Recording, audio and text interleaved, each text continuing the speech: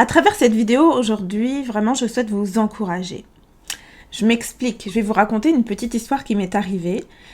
Il y a quelques années, je vivais à Londres et j'avais décidé, suite à une expérience qui était vraiment très réussie, une expérience professionnelle très réussie, j'avais décidé de rentrer à Paris pour me rapprocher de ma famille et de mes amis.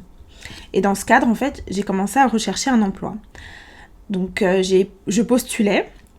Et la plupart du temps, en fait, les recruteurs, ce qui est normal, me demandaient de venir sur place pour passer des entretiens. Donc, je m'arrangeais pour caler les entretiens soit le lundi, soit le vendredi, et je prendre des plus longs week-ends pour vraiment maximiser mes chances d'avoir des entretiens et de rencontrer le maximum de personnes lors de ces journées que j'avais planifiées en fait pour pouvoir passer des entretiens. Donc je prenais le train, je passais le week-end dans ma famille et puis soit le vendredi ou soit le lundi, je passais les entretiens.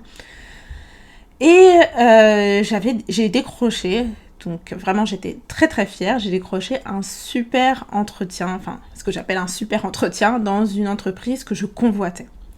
Et vraiment, quand j'ai su que j'avais décroché cet entretien, ça a été pour moi vraiment une source de joie. Je me voyais déjà changer mon profil LinkedIn, je me voyais déjà marcher là-bas tous les matins, aller dans cette entreprise et vraiment faire mes preuves.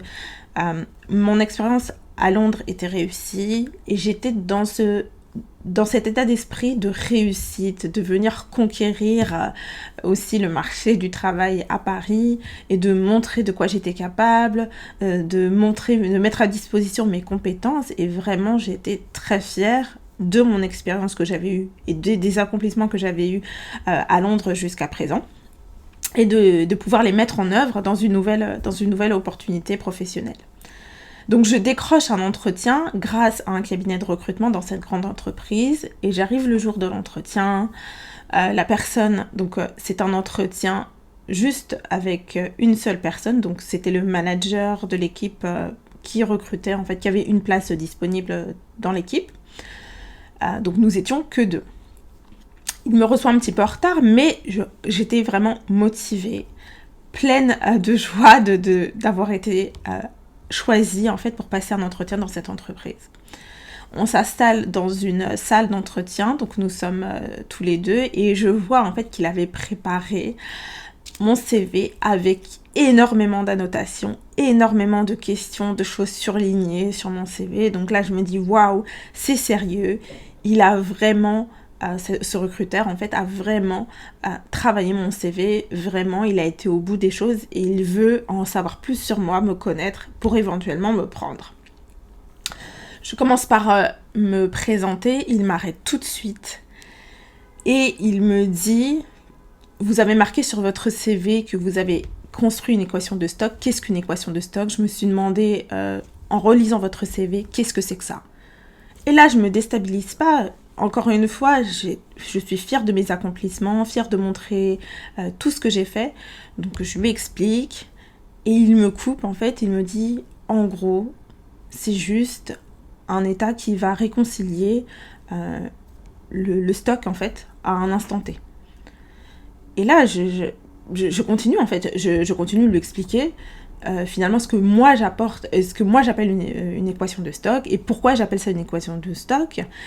Mais dans son ton quand même, il y avait cette volonté de rabaisser, de diminuer en fait ce que j'avais fait. Et pendant tout l'entretien, ça a été comme ça. Vers la fin de l'entretien, il m'a demandé à quel salaire prétendez-vous. Et donc du coup, j'étais encore naïve à cette époque-là.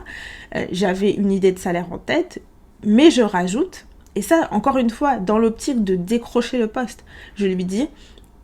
Mais je me conformerai aussi à la grille salariale que vous proposez au sein de votre entreprise. Et il me dit, ah ouais, donc imaginons que je vous paye au SMIC, là, c'est ok là. Donc, vraiment très dévalorisant, très méprisant.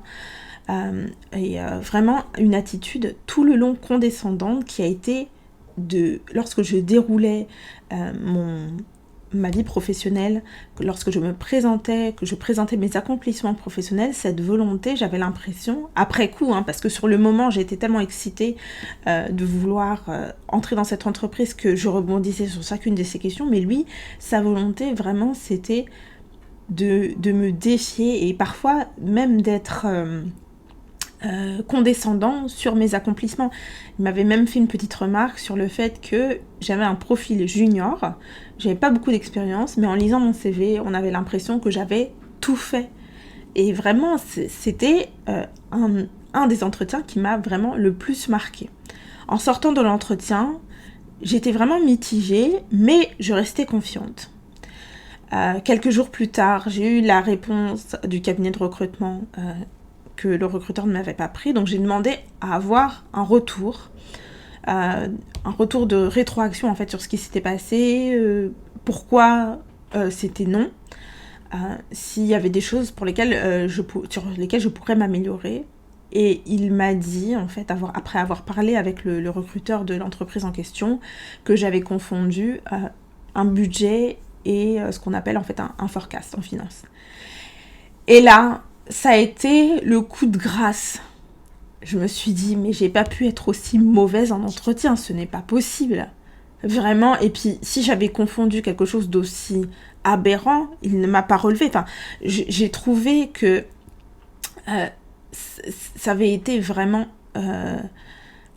trop. Ça avait été vraiment trop en fait. Ça a été comme l'achèvement pour vraiment me démoraliser et vraiment diminuer ma flamme. C'est ce que j'ai ressenti. Donc aujourd'hui, en fait, je vous fais part de mon expérience, en fait, au travers de cette vidéo, pour vous dire, en fait, que c'est important de prendre du recul sur les entretiens qu'on passe. Moi, j'ai eu très tôt dans ma carrière, en fait, j'ai eu plusieurs expériences en entretien qui m'ont marquée, mais celle-là m'a marquée particulièrement par la violence, finalement, des mots qui avaient été échangés, des retours, et de la violence, en fait, de la par rapport, en fait, à la vision que le recruteur avait eu de moi, et le message aussi qu'il avait voulu m'envoyer en rabaissant mes compétences, en m'humiliant. Je m'étais sentie humiliée, et même si j'avais mis plusieurs semaines à m'en remettre, ça a été important pour moi de me prouver, de montrer que j'étais capable, de me recentrer sur mes accomplissements. Et si j'avais, en conclusion de cette vidéo, en fait, quelques conseils à vous donner, lorsque vous passez des entretiens, quelle que soit la personne que vous avez devant vous, dites-vous aussi que probablement, vous ne reverrez jamais cette personne. Donc ne prenez rien de personnel, cette personne ne vous connaît pas. C'est certes un recruteur qui a peut-être un haut poste dans l'entreprise, mais cette personne ne vous connaît pas vraiment. Et son sentiment négatif n'engage vraiment qu'elle. C'est vraiment important aussi de débriefer si vous avez le sentiment d'avoir raté un entretien, de faire le point, de débriefer avec une personne de confiance qui va pouvoir vous recentrer sur tous vos accomplissements et vous dire, eh bien, voilà, tu es parti à tel endroit, tu as fait ça, tu as fait tel accomplissement, ne remets pas en question tous tes accomplissements pour un entretien. Vraiment, avec cette personne de confiance qui va pouvoir vous resituer, vous recadrer dans l'aspect positif en fait de tout ce que vous avez accompli jusqu'alors en fait dans votre vie et dans votre vie professionnelle. Après l'entretien, je vous conseille aussi de prendre soin de vous, soit par le sport, soit par une sortie entre amis, soit par ah, je suis désolée, il y a l'alarme, donc je vais couper la vidéo. Mais en tout cas, ça met fin à notre vidéo et vraiment, je voulais vous dire, prenez soin de vous et ne vous laissez pas définir par un entretien.